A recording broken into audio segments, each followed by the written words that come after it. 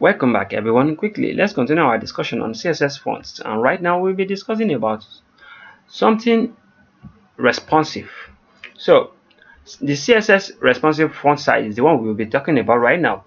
The text size can be set with a VW unit, which means the viewport width. That way the text size will follow the size of the browser. So right here also you can resize the browser window to see how the font size scales. So you should know that. And also viewport is the browser window size, which means one VW is equal to 1% of viewport width. If the viewport is 50 cm wide, definitely one VW is 0.5 cm. So I'm going to be exploring this for you guys so you guys can understand. And to define a viewport width, definitely you are going to specify your font size. Immediately after your font size, you are going to give it a value of whatever numeric number you want to give it, and after that, immediately after the number, you can give it VW. So there's no, you are not going to specify any space in between it, so everything is going to be together. So I'm going to be exploring this because all this grammar is long. So let's quickly do something. This is what we are having right now. We are trying to demonstrating this using our text we are having right here. Now let's quickly select our p tag. This is our p tag right here. So I'm going to select it and give it viewport width and see what will happen. Now let's give it viewport width. We are going to specify our font size, the font size property, along with what, let's just give it 10 viewport width and see what will happen to our document. Let's reload and see what will happen. Woo! Can you see what happens? Can you see this? Our text gets larger, and when we minimize it like this, can you see? No matter how it's large, can you see? It's still the level is still remaining, like we are still able to see the full text no matter how large it is. Can you see right here in the big screen? But when we put it on the mobile view, can you see we are still able to see the CEO and what akorede there? Can you see? So now let's control it more better again. Let's just give it let's control it from this our normal window right here, our big screen. Let's control it from the big screen. Let's just give it like let's give it two view.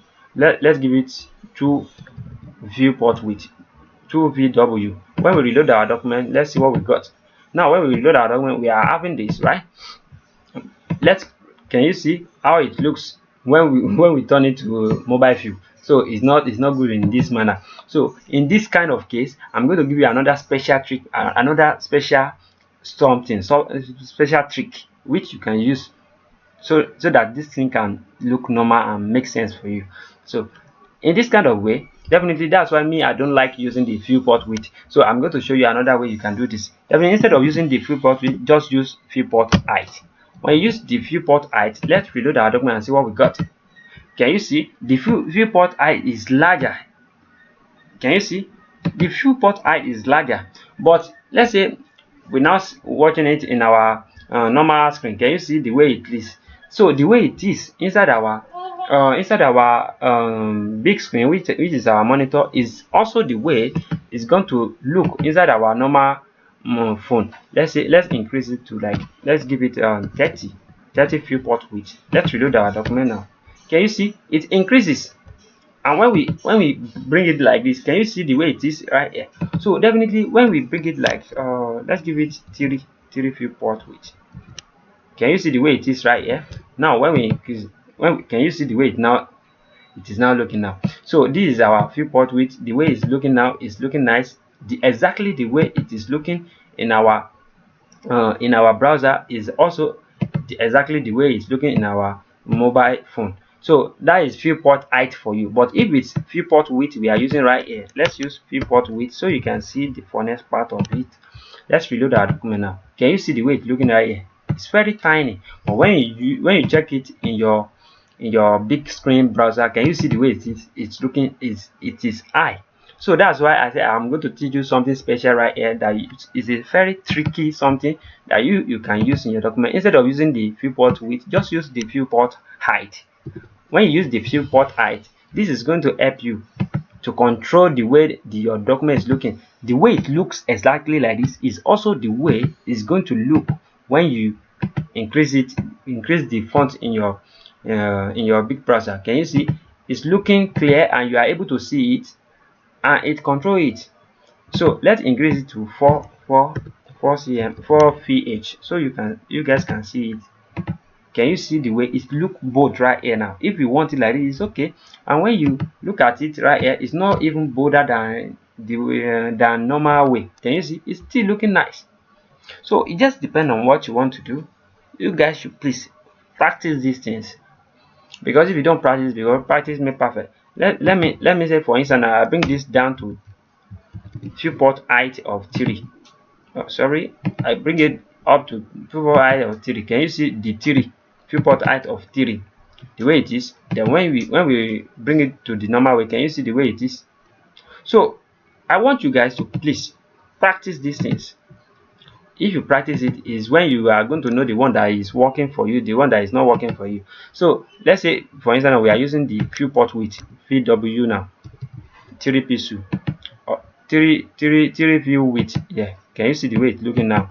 But when you bring it down, can you see the way it's looking? It's not looking nice for us.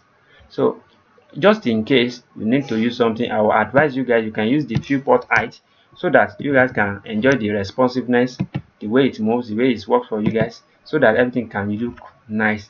Can you see? It's looking nice on mobile, and also it is looking nice on system. So let me now select multiple elements. Let's select our h1 element right here and control that one also with it, so that everything can look the same. Can you see? Now everything, even our h1 element, we are able to see it now. It's not getting bigger than the, let's say for instance now we remove the h1 element. Let's see the way it's going to look. Can you see? It gets bigger than this one. And if you notice, our h1 element is containing 2 paragraphs. Only this p element is containing 1 paragraph in mobile view. But when we specify this h1 also using the viewport height also, we are going to see what will happen now. What will happen is that everything is going to contain 1 paragraph, and it's looking nice. Our document is looking nice now. And when you check it in your big screen, your big screen also is looking nice. So it just depends if you need it. But if you don't need it, just practice this with different type of elements and see how it reacts to it.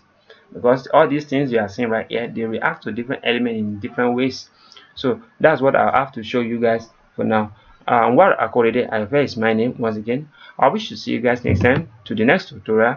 Peace and love. Have a great day. Thank you.